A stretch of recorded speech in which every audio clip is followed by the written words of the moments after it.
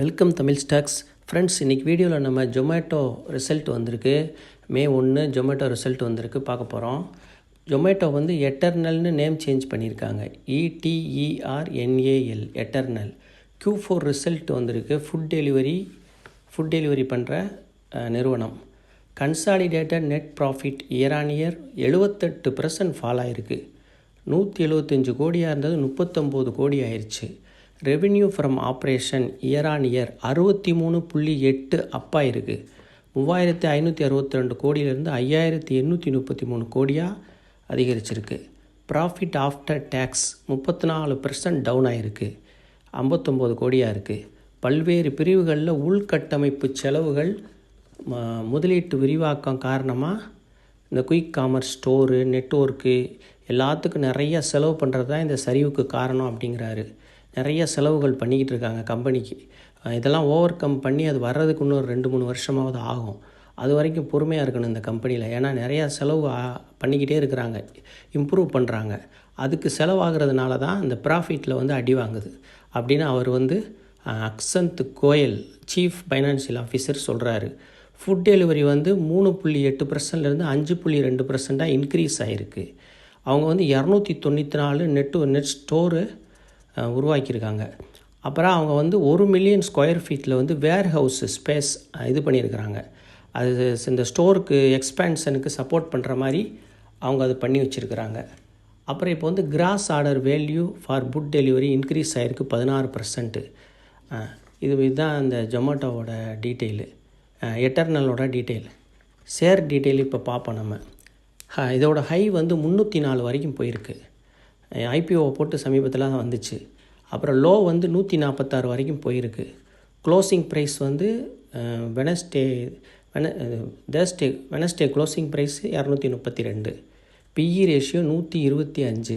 Sector PE 185. Book value 25, 9 time அதிகமாக இருக்குது. 25 ரூபா தான் புக் வேல்யூ, 9.27 டைம் அதிகமாக இருக்குது. மார்க்கெட் கேபிட்டல் 2,24,389 கோடி. இப்போ வந்து இதுக்கு வந்து ரேட்டை பார்த்திங்கன்னா 232 க்ளோஸ் ஆகிருக்கு. இது வந்து நம்ம பொறுத்தவரையில் ரிசல்ட் வந்து ரொம்ப ஒஸ்ட்டாக இருக்குது. ஆனால் அவங்க சொல்கிற காரணம் என்னென்னா, நிறையா செலவுகள் கம்பெனிக்கு பண்ணிகிட்ருக்கோம் அப்படிங்கிறாங்க. இதெல்லாம் நம்ம பார்க்கும்போது எப்படின்னா, இன்னும் 2-3 வருஷத்துக்கு இது வந்து ரேட் இப்படி தான் இருக்கும் இந்த ரிசல்ட்டு. ஏன்னா அவங்க எல்லாம் செலவு பண்ணி முடித்து அதுக்கப்புறம் வந்து நல்ல லாபம் கிடச்சி, ஆனால் எதிர்காலத்தில் நல்லா இருக்கும் இந்த கம்பெனியெல்லாம். ஏன்னா இது ரொம்ப ஃபுட் டெலிவரின்றனால ரொம்ப இம்பார்ட்டன்ட். அதனால் இதெல்லாம் இல்லை. இன்னொன்று என்ன சொல்கிறாருன்னா, காம்படிஷன் அதிகமாக இருக்குங்கிறாரு. இதெல்லாம் தான் இப்போ காரணம். இப்போ நம்ம வந்து ப்ரைஸை பார்ப்போம். இது 232 க்ளோஸ் ஆகிருக்கு. இதை வந்து இப்போ வந்து ஸ்ட்ராங் சப்போர்ட் வந்து 200 இருக்குது. அதை விட்டு அடுத்து 180 இருக்குது. அதை விட்டு அடுத்து 146 இருக்குது.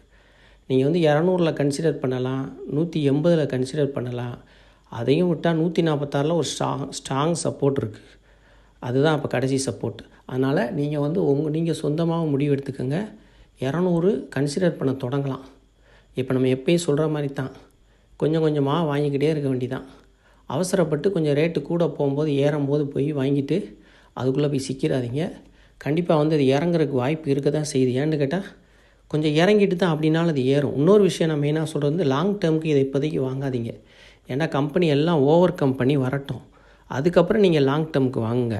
ஏன்னா இப்போ நீங்கள் லாங் டேர்முக்கு வாங்கினீங்கன்னா அது இந்த 300-400க்கு போயிட்டு திரும்ப 200க்கு வந்துக்கிட்டு இப்படி தான் இருக்கும். அதனால் ஸ்விங் ட்ரேடிங் வேண்டாம் பண்ணுங்கள். 200க்கு வாங்குங்க, அப்புறம் 300க்கு வீங்க, இல்லை 250க்கு வீங்க, உங்களோட துணிச்சலை பொறுத்து அது.